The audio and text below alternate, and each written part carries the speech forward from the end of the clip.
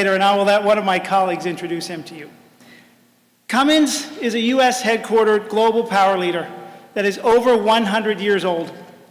We employ more than 70,000 people globally, including 26,000 here in the U.S., with a long-term presence here in Minnesota. We power some of the most demanding and economically vital applications across many industries and sectors. Through our strategy to reach zero carbon emissions by 2050, what we call Destination Zero, we have the responsibility and the opportunity to lead our industry through the energy transition in a way that keeps our economy running and creates new jobs. Today, we offer customers the most comprehensive combination of low and zero emissions technologies dedicated to the commercial vehicle and heavy industries. Through our engine-based solutions and our recently announced new brand focused solely on zero-emission solutions, Accelera by Cummins. In addition to the work we do at this plant to manufacture generators that are exported all over the world, we are repurposing part of this facility, right where you are standing and sitting right now, to manufacture electrolyzers, one of the key pieces of technology for green hydrogen production that will help decarbonize our economy and drive the clean energy transition. Yeah.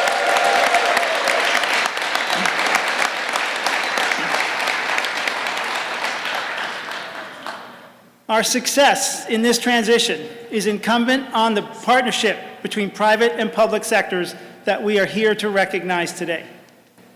The historic investments in the bipartisan infrastructure law and the Inflation Reduction Act are driving the clean energy economy forward in the United States. As a result of this legislation, we saw demand for US-made electrolyzers skyrocket, and what you see here today is our ability to capitalize on that demand and create 100 new jobs here in Fridley, with many more in our supply base, as well as upskill part of our existing workforce. So we are grateful to President Biden and Congress for the vision on clean energy and the confidence in American business to deliver on it, and to the partners, customers, and community leaders that are joining us to accelerate the shift. So we appreciate the opportunity today to showcase and celebrate our prosperous future and our incredibly employees who are empowering it.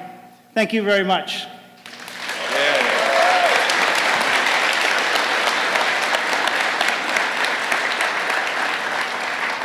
And now I'd like to introduce the governor of the great state of Minnesota, Tim Walz. Thanks, Tony. Thank you to the great folks at Cummins, creating great jobs, innovation, powering the world in this great community. And to all of you, how great is it to come to a political rally where we talk about solutions and the future? That is the place you should be at. This place and these people talking about what we can do together to lead the green energy economy, to create jobs. So I'd like to say, again, a thank you to Tony and the folks at Cummins. A thank you to our legislative leaders who had the vision around the Inflation Reduction Act, around the CHIPS Act, around the Infrastructure Act, that finally invested back in America. And a huge thank you to the workers and our union workers who are here today that create those good paying jobs and a quality of life. And a special thank you to President Biden for signing that legislation, to coming out and talking about what we can do together. Somebody who understands, that guy from Scranton understands people want to come to work, put in a good day's work, be paid a fair wage, and be able to go home and have a little extra to spend on your family. He's been talking about this since he got into public office. And over the last 2 years, with the help of Congress, we are delivering for America in a way that we haven't seen. So, Mr. President, you have my undying thanks. Watching what happened, up until about 2020, governors were kind of on your own. You'd wake up and hope that the paper had good news, because it wasn't seeing the partnership that was coming. Those days have changed. In the state of Minnesota, under the leadership of Speaker Hortman, we're moving legislation to improve lives. We're moving legislation. We've invested $500 million to revitalize manufacturing, to capture the federal dollars, the state dollars, and maximize the private sector investments. All of those things are going to happen. And it's not just here in Fridley, although the mayor's going to tell you it's really here in Fridley where it's happening, but it's happening all across the state and all across the country. Residents in Austin, Minnesota are finally going to get that new bridge across I-90. Folks across Minnesota are finally going to see EV infrastructure start to reach some maturity so that we can continue to sell EV cars, create opportunities, reduce our carbon emissions. And I have to tell you, with the help of what they did in Congress and the president signing the bill, we're finally going to take care of the reconstruction on Highway 197 up in Bemidji, where it crosses over by Paul Bunyan Drive. And I've said this, for people here know this, Paul Bunyan did nothing small. He did everything big. So I have to tell President Biden it may be Joe Bunyan on this because this is big stuff. These are big manufacturing jobs. These are big transformations. And all of those things are happening with an American workforce and American innovation across this country. This is America building back better than ever and creating jobs. And it happens in communities just like Fridley. So thank you all for being out here. Thanks for believing. Thanks for understanding that what we do collectively together can make an impact in people's lives. And I know I don't have to tell that to your great mayor of Fridley, Mayor Lund.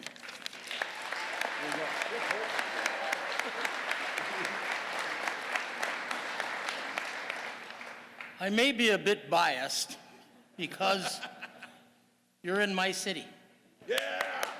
So I want to promote my city. This is a big day for Fridley because we're getting some national recognition, and albeit it's in a positive way, right? Yeah. So the governor is a tough act to follow, but I told him I was going to wing it as well as he does. He does a good job. I don't have as much speaking ability as he does, because usually where I fit in the political scheme of things, at the bottom of the pile, I'm always the last person to speak, so this is quite unique for me. Usually I can just say ditto what everybody else said before me. So I got a little bit of a challenge here today because I got to actually say something profound. I want to thank, first off, all these people to my right over here that are the working people of this, of Cummins Generation Power. Thank you. And really, I just wanted to get a plug in there for all you because you've been waiting in line for hours just like me. In any regard, it's great technology. It's good stuff for Fridley, good stuff for Cummins. I mean, I'm very impressed, proud to have them hosting this event in our town. And the innovation that they're going to be creating here, I got to thank the governor for his desire to see this all progress, as well as the Touring America that Joe Biden, President Joe Biden is doing, and that he actually came to our community. All a great day for Fridley. Small, but a great day for Fridley. And I appreciate it. Yeah. So thank you all for coming. And next up, of course, is Ilyan Omar, who's going to have some great words of wisdom for you. Yeah.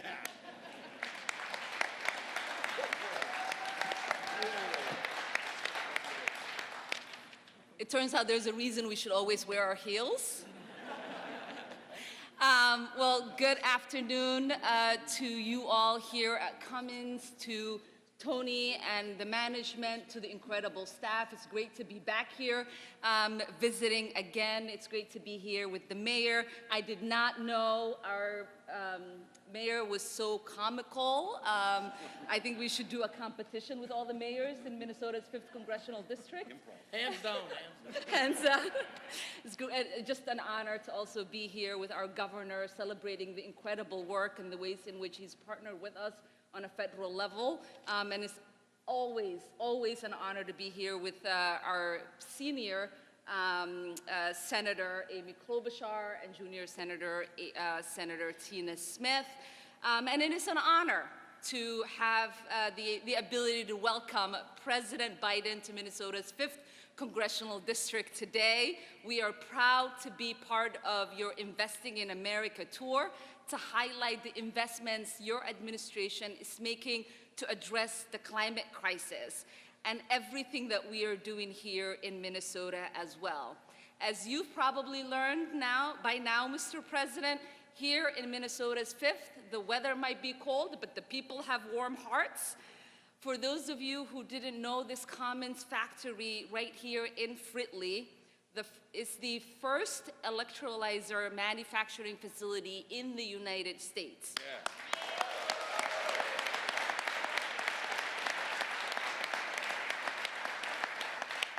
The electrolyzers manufactured here produce clean hydrogen energy that will help decrease carbon emission and reduce our carbon footprint, which has been a priority for me and so many others who've been fighting against climate change.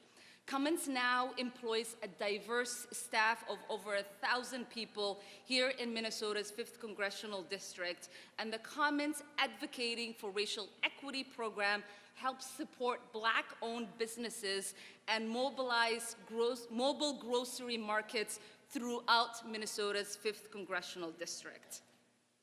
The electrolyzer facility will add another 100 green jobs right here in Fridley. That's what investing in America and its future looks like.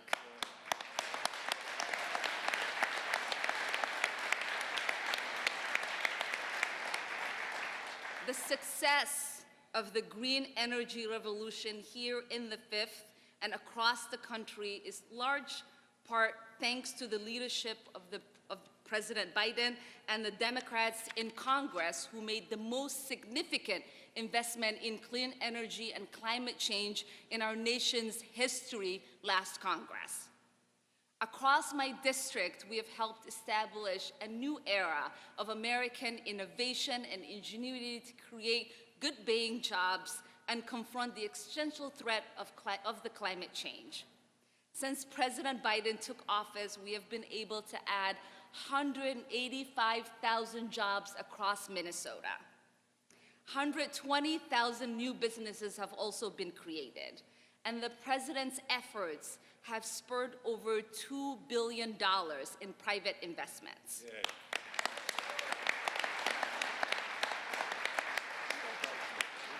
Thanks to the President's investments in clean energy, American manufacturing growth now outpaces the rest of the world, and the Midwest is leading the way.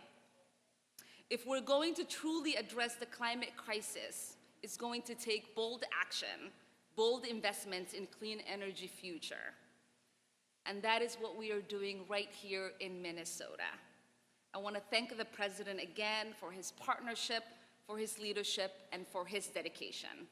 And now it is my honor to welcome Senator Tina Smith. Thank you, Congresswoman.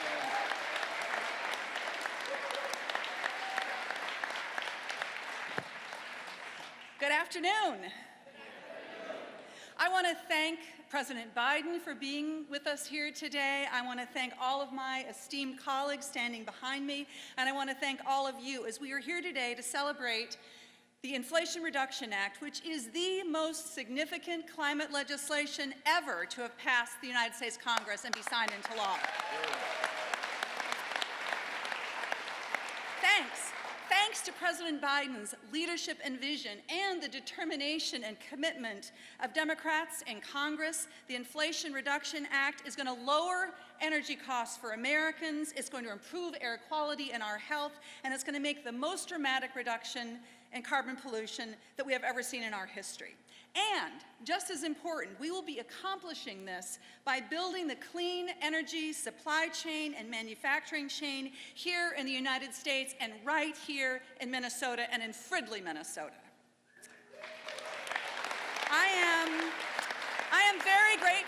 I am very grateful for the tenacious effort of the Biden-Harris team to get this new law up and running fast. And President Biden has been clear. We need to move fast and we need to deliver results for Americans. And that is what the President is here to talk about today at Cummins. Now, thanks to this landmark law, we are starting up manufacturing in Fridley to build electrolyzers, as you have heard, which is a vital part of the supply chain for creating green hydrogen, which will help us clean up and decarbonize heavy transportation and heavy industry. And this is going to be a big deal. The Inflation Reduction Act creates huge opportunities for companies like Cummins to build out that supply chain for new clean energy technology here at home. President Biden, today you will see that the clean energy transition is happening here in Minnesota, and we are leading the way. Thanks to Governor Walz and Lieutenant Governor Flanagan and the Minnesota State Legislature, many of whom are here today, we passed landmark legislation to put Minnesota on the path to 100% clean energy by 2040. Woo! So, I want to thank Minnesota workers and companies. I want to thank the utilities and rural electric co-ops, the labor unions and career and technical training, Minnesota's tribes. I want to thank everybody here in Minnesota who are leading and innovating and building the clean energy transformation for the good of all of us. And I want us all just to recognize that we owe a big thanks to Joe Biden. Yeah. His presidency. His presidency, I truly believe, has been one of the most effective and consequential in our history. Our country is lucky to have Joe Biden as our president, and I feel honored to stand here before all of you and help to welcome him to Minnesota. Now, please join me in welcoming our senior senator, though I am a year or two older than she is. So when everyone calls me junior senator, I feel a little happy.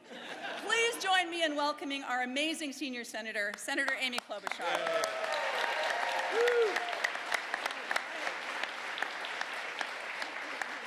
Well, thank you, Junior. Thank you, Senator Smith, for your leadership. And first thing, we are so excited to have President Biden back in Minnesota, the land where the women are strong, the men are good looking, and all the electrolyzer manufacturing is above average. We thank the President for doing so much to make sure that good paying jobs of the future are based right here in Minnesota, and yes, Mayor Lund, right here in Fridley. Now, we know the President chose to come to our state today because of the weather. And I promised him, by the way, that there would be no more snow by June.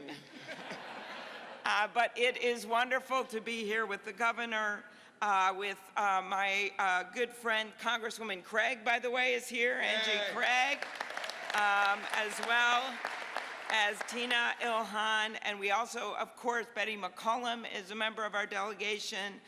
We actually saw Congresswoman Fishbuck when we were at the derailment in her district, and I will say Minnesota's congressional district delegation, just so you guys know, is half women, and we are one of only 4 states in the country to send not 1, but 2 women to the U.S. Senate.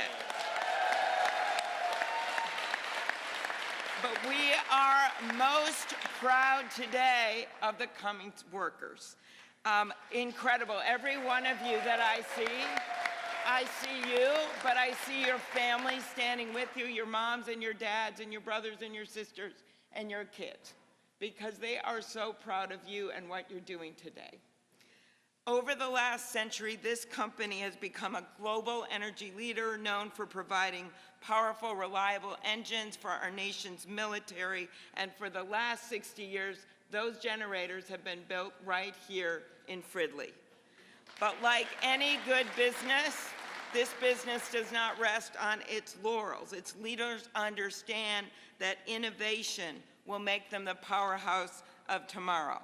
With this forward-looking technology, we will literally be able to yank energy in the form of hydrogen from water, and we can do it without any carbon emissions. Yeah. Now, there's a lot of science involved here, but let's put it in simple math terms. Cummins technology plus Minnesota workers equals a clean energy economy. Yeah. That's what this is about. Now, We all know why we need this. We've seen the evidence, the fires, the hurricanes, the severe weather events in our state and across the world. In fact, every time someone says it's the storm of the century, Mother Nature says, hold my beer. We see another one. That's why we passed the two bills, and I'll go here, Mayor, with your ditto. You've heard from my colleagues about it.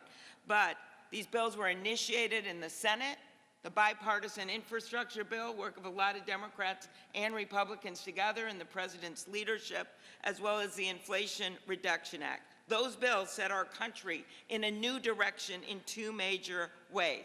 First, we're giving private companies the incentive to invest big time to be part of our national call to action to bring greenhouse gases down by 40% by 2030.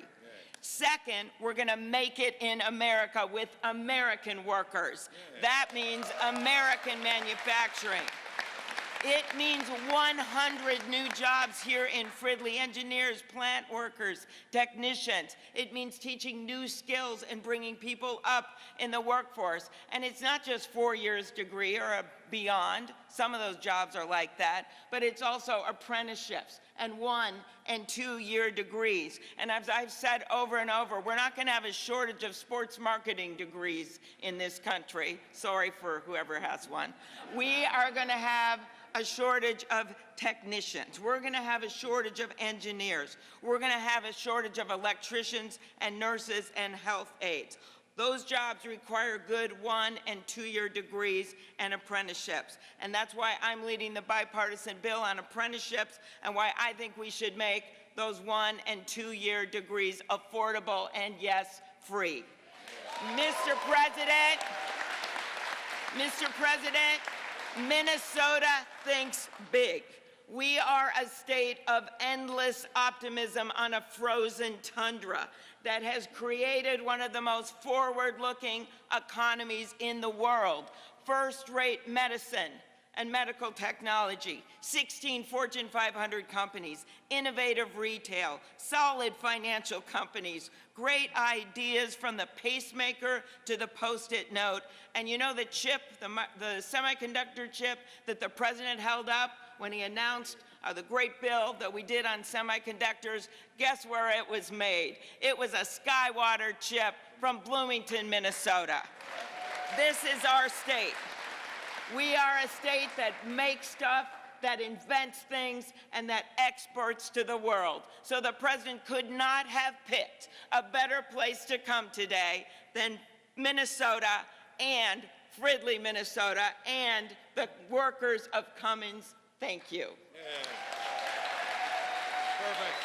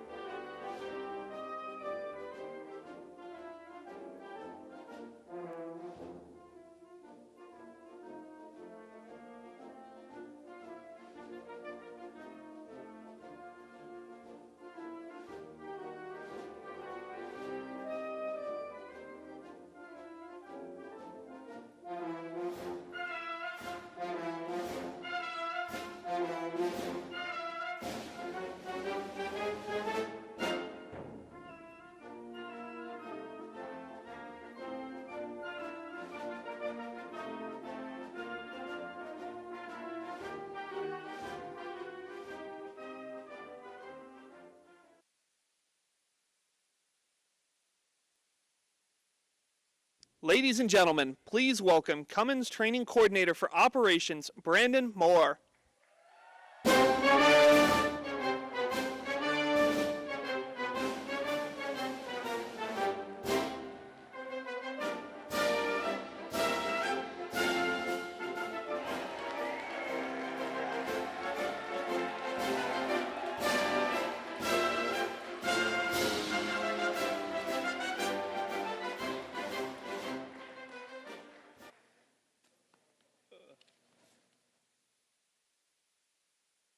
Hello, everyone.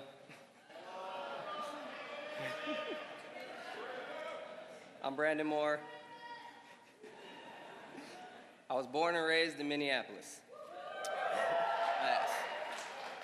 Many of you know me as the training lead here at Cummins, and today I am proud to represent over 1,000 people that work at this facility. In my free time, I ride motorcycles and I hang out with my blended family of 7 kids. I started at Cummins because one of my friends suggested that I apply. First, I worked as a temporary assembly line worker for 2 months before being hired on full-time. I moved up the ranks, and now I'm the training lead of the plant.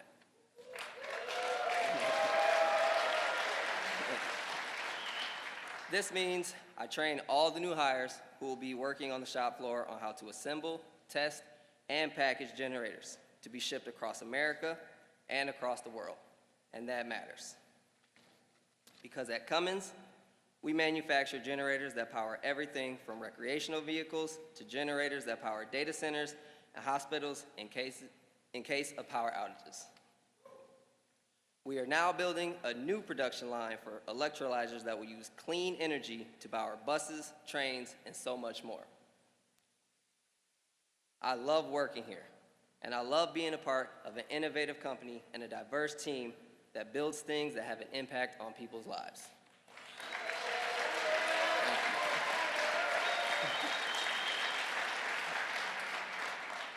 I am proud of the job I get to do every day, a job that allows me to provide for my family and save for my future. And I am proud to introduce someone who has always fought for the good-paying jobs and has always fought for the hard-working families. Please join me in welcoming the President of the United States, Joe Biden.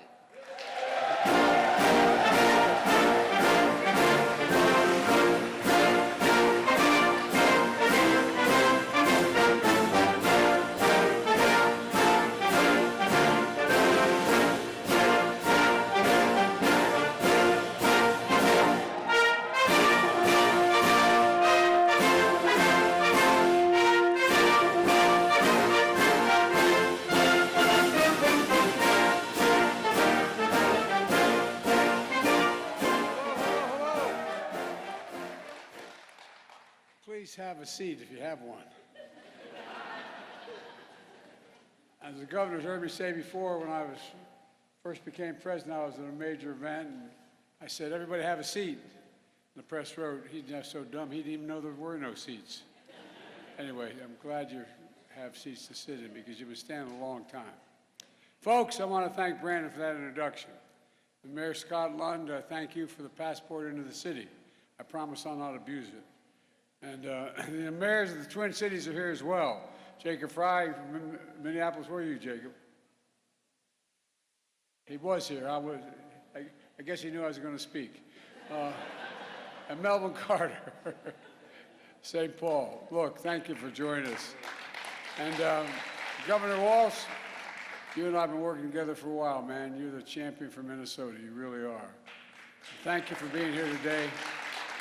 And thank you for your friendship. Minnesota's 2 outstanding senators, Amy Klobuchar, who is, by the way, in the Biden family, there's no woman as old as any man.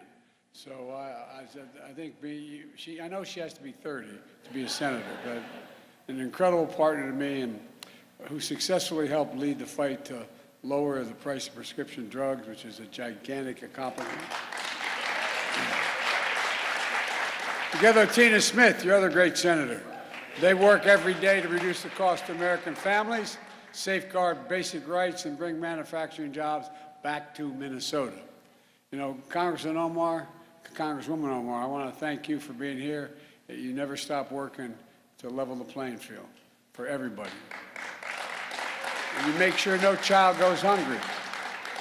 And by the way, when I introduced this legislation, and she got very mad at me because I had introduced first a Build Back Better proposal, which we end up getting anyway. But she was kind of mad at me. But you love me again, right? Yes.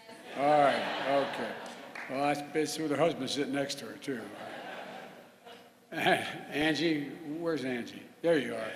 Angie, thank you for being here as well. Advocate for making prescription drugs and everyday cost affordable for all of you people out there. And, you know, I want to thank Tony and everyone at Cummins to celebrate the investment you're making in clean energy manufacturing, good paying jobs, and American innovation. You know, I've asked most of the CEOs that I've come in contact with, and most of them I've met with Fortune 500, and I asked them the question repeatedly. When the United States government makes considerable resources available for new industries, what does that do to businesses? Does it dissuade them or encourage them? And the answer every single time is it encourages them to get into business. It encourages investment. Federal investment attracts private investment. It creates jobs and industries, and it demonstrates we're all in this together. And that's what today's all about. I'm here to talk about what we're doing to invest in America, invest in Minnesota, and the progress we've made in building an economy from the middle out and the bottom up. Because when it comes from the top down, my dad's kitchen table, not much dropped on that kitchen table from the top down. But when you build it the other way, everyone does well, and the wealthy do very well as well. So you don't have to worry about them. We're not hurting anybody. The progress we've made creating strong, sustainable economic growth has been real. We passed the American Rescue Plan, the most aggressive economic recovery since Franklin Delano Roosevelt. We passed the bipartisan infrastructure law, the most substantial investment since President Eisenhower invested in the interstate highway system. Bridges, roads, ports, airports, clean water, high-speed internet. And the CHIPS and Science Act, which we didn't get the other team to join very much, but the most significant investment in manufacturing and research and development in American history.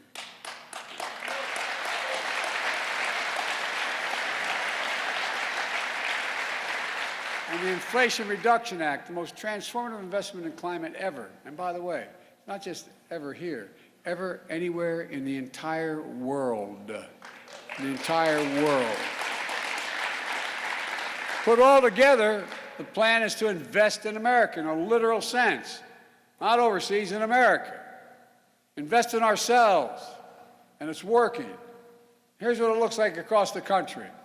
A record 12,400,000 brand new jobs, including 800,000 manufacturing jobs just since we came to office.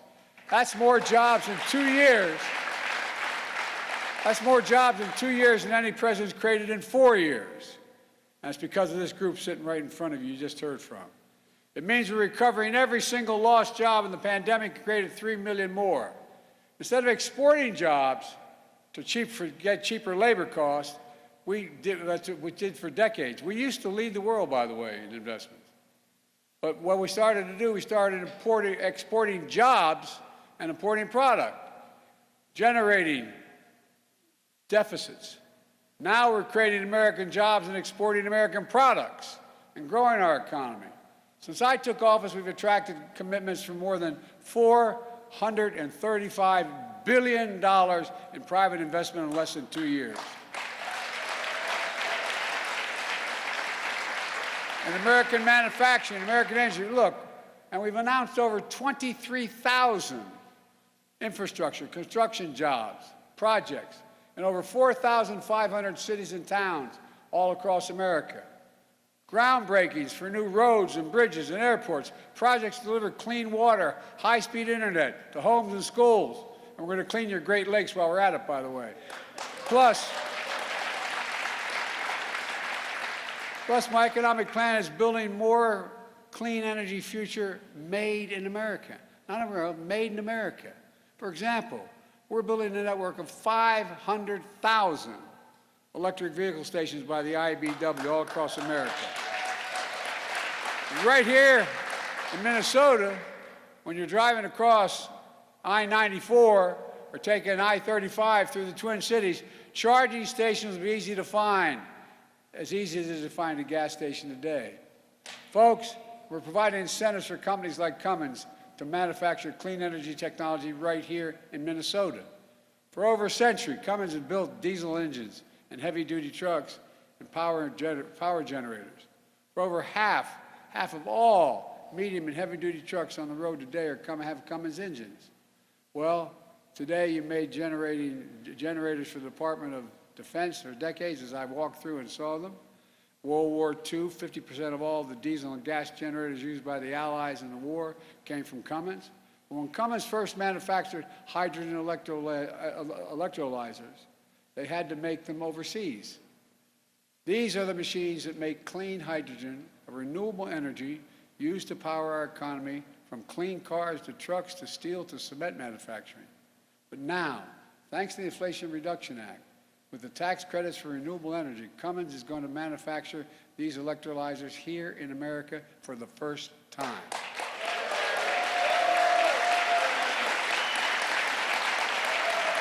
And Cummins is turning this part of the factory where we're standing now into a new production line for clean energy technology. Here at this plant, 600 workers now making diesel engines will be retrained, and an additional 100 jobs, so a total of 700 jobs, will be making clean energy technology. You know, we're seeing it as a boom for American innovation, American industry, and it's good for the planet as well.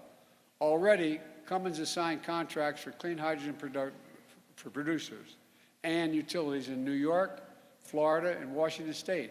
And it's just beginning, just beginning. Think about what it means for our supply chain and our communities.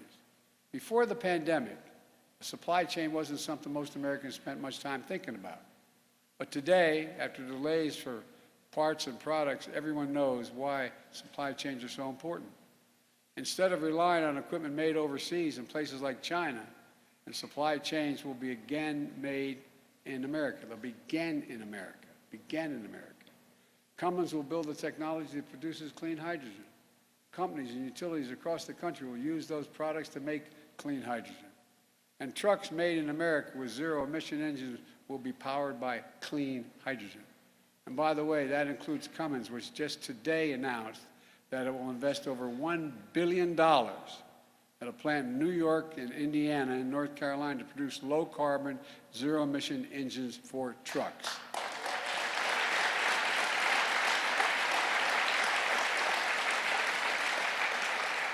And the point here is it's all made in America rather than overseas. It's a game changer. And folks, where is it written that America can't once again be the manufacturing capital of the world? Where is that written? We used to be. Well, we're telling a different story here at Cummins and over at Becker, where Xcel Energy is investing $600 million to build the largest solar farm in the state. Plus, we're building a solar storage facility at that site with innovative batteries made in West Virginia. Since I took office, companies have announced over $2 billion in major manufacturing investments in Minnesota alone, just Minnesota. And we're bringing other key parts of the supply chain back to America, like semiconductors, which you just heard about. These are the small chips, computer chips, about the size of the tip of my little finger, that affect everything in our lives, from our cell phones, automobiles, refrigerators, so much more. America invented these chips. We invented them. We made them smaller, we made them faster, we made them more powerful. But then something happened about 4 or 5 decades ago. American manufacturing, the backbone of our economy, got hollowed out. Companies moved jobs overseas. We used to produce up to 40% of the world's chips, but today we're down to producing 10% of the world's chips. Despite our leading the world in research and design for these new technologies. Why does this matter? Well, we saw it during the pandemic. When the global economy came to a halt, overseas factories that make these chips shut down, driving up costs for American families all over, but American families. 1/3 of the core inflation in the year 2021 was because of the high price of new automobiles. Every new vehicle that's built needs about 3,000 chips per vehicle. During the pandemic, auto companies couldn't get enough chips. Prices went up because cars were in short supply. And companies like Cummins felt the shortage as well. Your CEO told me herself that many of your products do not run without semiconductors. Now we're turning things around in a big way. All over the country, semiconductor countries are investing hundreds of billions of dollars, over $300 billion, a record amount of money to bring chip production back home. In Ohio, and I visited these facilities, in Ohio, I recall what I call a field of dreams 20 miles outside of Columbia. Intel's committed $20 billion to build 3 new fabs there. New York, IBM has committed $20 billion to build chips in Poughkeepsie, New York. And Micron has committed $20 billion to build in Syracuse and is committed, if that goes, to do another $100 billion. In Arizona, TSMC has committed $40 billion. Altogether, these investments are going to create tens of thousands of good-paying jobs. Jobs in both construction and in the operating fabs, the factories. They're about the size of 4 football fields. Jobs that can pay an average of $130,000, this is the average now, $130,000 a year working those fabs. You know the good news is?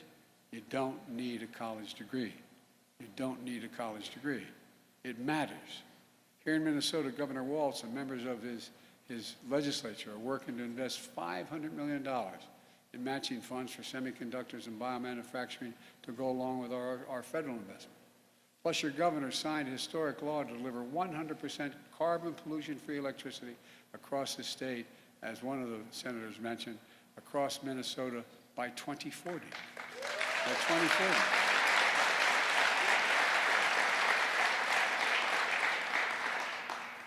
Hubert Humphrey would be proud. We're working to ensure our clean energy manufacturing future is also one that supports America's working families with good, and I don't make anybody mad, but I make no apology, good union jobs that pay a prevailing wage. Listen, I know many here in Minnesota are watching at home, are like the folks I grew up in Scranton, Pennsylvania, and Claymont, Delaware. You feel left out, left behind in an economy that's rapidly changing. I get it. I get it. But hear me well. We're going to leave no one behind. We're going to make sure all American workers with college degrees, without college degrees, are prepared to compete with anyone in the world in the next remainder of this century. We're working with companies, community colleges, technical schools, union-led registered apprenticeships, training programs to make sure this happens. And in Minnesota, an agricultural powerhouse that has helped feed and fuel the country and the world, I'm working closely with Minnesota members of the House and Senate committees to make sure we get a farm bill passed. And by the way, as the Secretary of Agriculture told me a long time ago, the first completely clean energy technology is going to come from farming, because what you're doing, and I won't get into all that now, but it's important. It's a big deal. And it's not just clean energy manufacturing. We're investing $2.7 billion in over 180 infrastructure projects just in Minnesota. I-90, we're repairing 10 bridges, improving ramps and traffic signals to reduce traffic and make driving safer. Replacing the main roof over Terminal 1 at the Minneapolis-St. Paul International Airport, so it's cooler in the summer and you can heat it in the winter. In Duluth and across the Great Lakes region, we've committed $1 billion to clean up reservoirs and waterways.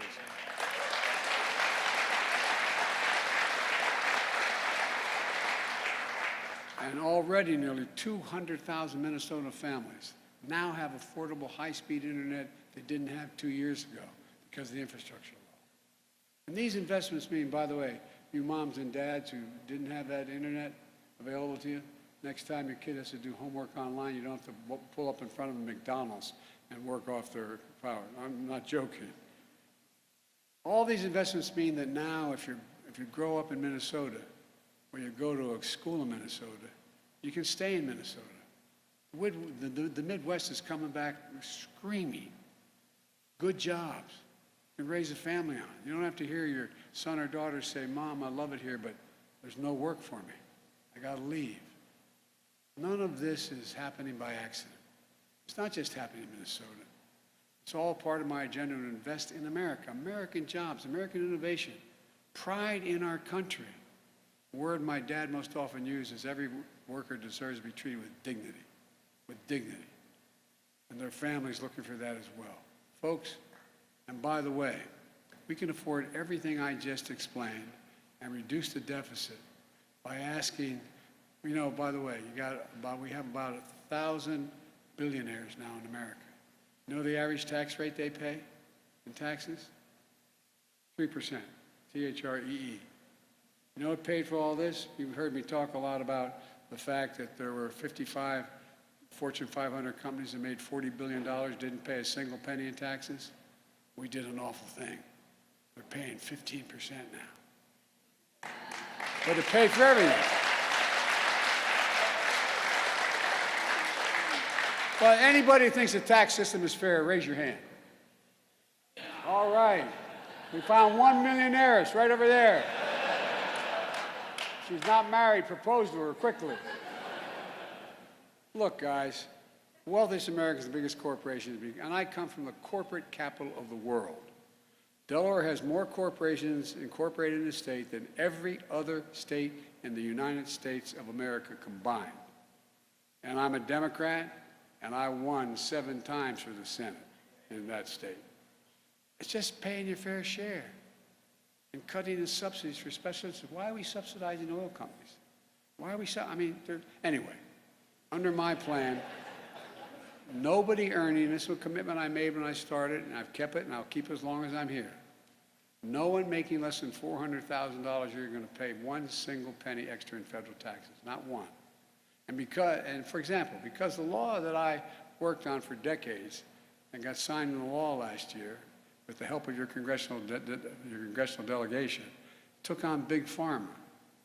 Now look, we pay the highest prescription drug prices of any nation in the world. You're shaking your head no, Jack, but I'm telling you it's true. Any nation in the world. Well, guess what?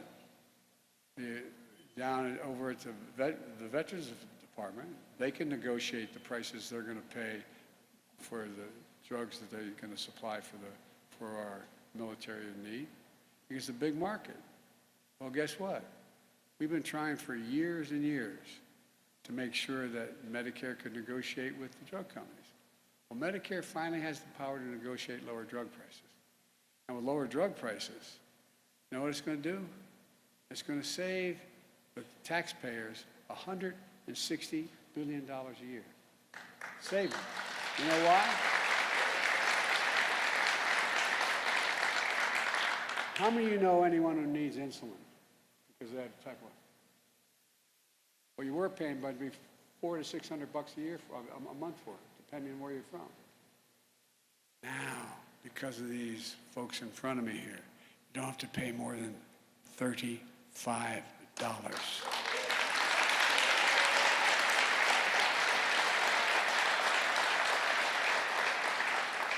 You know why? That's fair for a simple reason. You know how much it costs to make it? The insulin? $10. $10.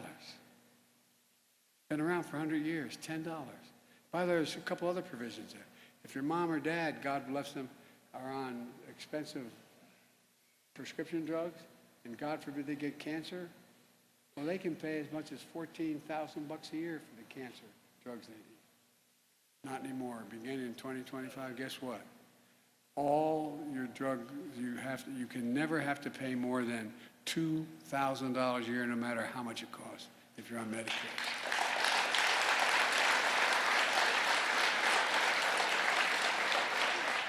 Because Big Pharma can no longer rip us off by charging exorbitant prices for prescription drugs. In my first 2 years in office, we brought down the deficit. All this, now you hear some of my friends saying Biden's really causing great deficits. I cut the deficit over 2 years by $1,700 billion, more than any president has in the history of the United States of America. And by the way,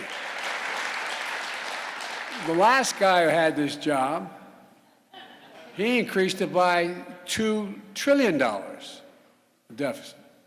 Look, my budget reduces, the budget I've introduced now reduces the deficit by nearly $3 trillion over the next 10 years.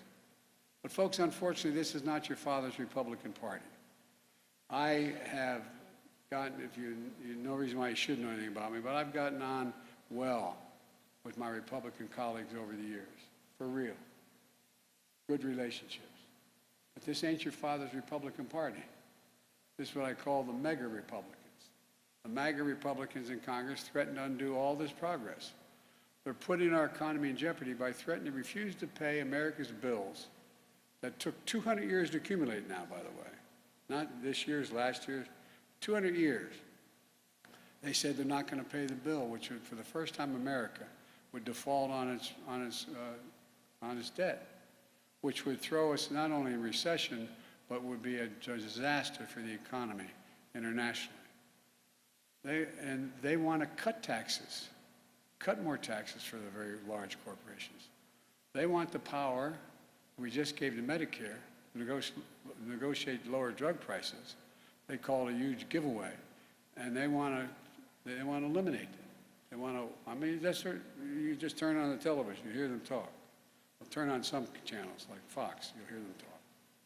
Big Pharma increased the deficit, the cost of the taxpayers by another $2 billion. Look, based on what we know so far, their plans would explode the deficit, increasing it by more than $3 trillion over the next 10 years. And they also want to cut the investments in clean energy manufacturing and encourage companies to expand and create jobs here. Look, you know, as I said, this clean energy proposal we have, it's $368 billion. Seems like our Republican friends want to cede clean energy future to China, make us dependent on overseas supply chains, export jobs overseas, and weaken our energy security. The MAGA Republicans in Congress also want to cut the CHIPS and Science Act, stripping our investments for the next generation in science and technology, from biomanufacturing to quantum computing. Take away, get rid of it. That would mean ceding the future of innovation and technology to China. Well, I've got news for my MAGA Republican friends. Not on my watch. Not on my watch.